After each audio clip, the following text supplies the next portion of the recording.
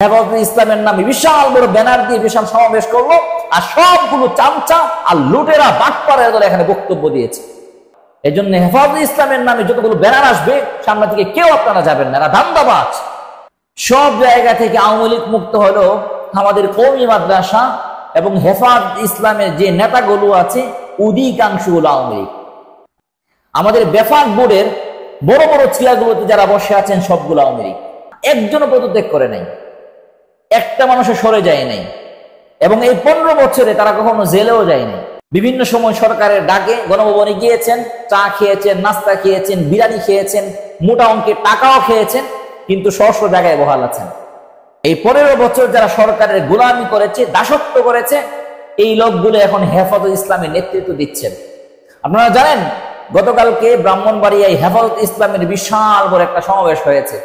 এখানে যে লোকগুলো এসে লিড দিয়েছেন, সভাপতির জায়গা দখল করে নিয়েছেন নরওয়ের কঠোর আওয়ামী লীগ।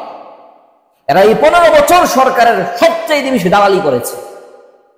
এই জন্য আপনাদেরকে আমি বলছি, হেফাজত ইসলাম যদি কখনো ইসলামের ব্যানারে ডাক দিয়ে আপনারা কখনো যাবেন না। এখন হেফাজত ইসলাম এখন হেফাজত ইসলাম নেই, এটা ফুলফিল্লি আওয়ামী ভিত্তিক সরকারের দালালে পরিণত হয়েছে। কিন্তু একটা লোক এখান দিয়ে পদত্যাগ করে না, এবং আমাদের মধ্যে আলেম যারা আছেন এরা একটা মানুষ কথাও বলে না। আমরা সবচেয়ে বেশি হকের কথা বলি, আমরাই সবচেয়ে বেশি মানুষ অত্যাচার করি। মিথ্যা ছাড়া আমাদের মাঝে ভরে গিয়েছে, যখন পচন গোড়া থেকে শুরু হয়ে যায় উপর পর্যন্ত পৌঁছায়। আমাদের মাঝে সবচেয়ে বেশি হারামি ঢুকে গেছে। এই জন্য আমরা মানুষকে কথা বললে মানুষের কোনো পরিবর্তন আসে না। হেফাজতে ইসলামের নামে বিশাল বড় ব্যানার দিয়ে বিশাল সমাবেশ করলো, আর সবগুলো চামচা আর লুটেরা বাটপাড়ার দল এখানে বক্তব্য দিয়েছে। এগুলো দুঃখ লাগে। এই জন্য হেফাজতে ইসলামের নামে যতগুলো ব্যানার আসবে সামনে থেকে কেউ আপনারা যাবেন না, এরা ধান্দাবাজ, যাবেন না যতদিন পর্যন্ত হেফাজতে ইসলামে এই সংশোধনী না নিয়ে আসবেন।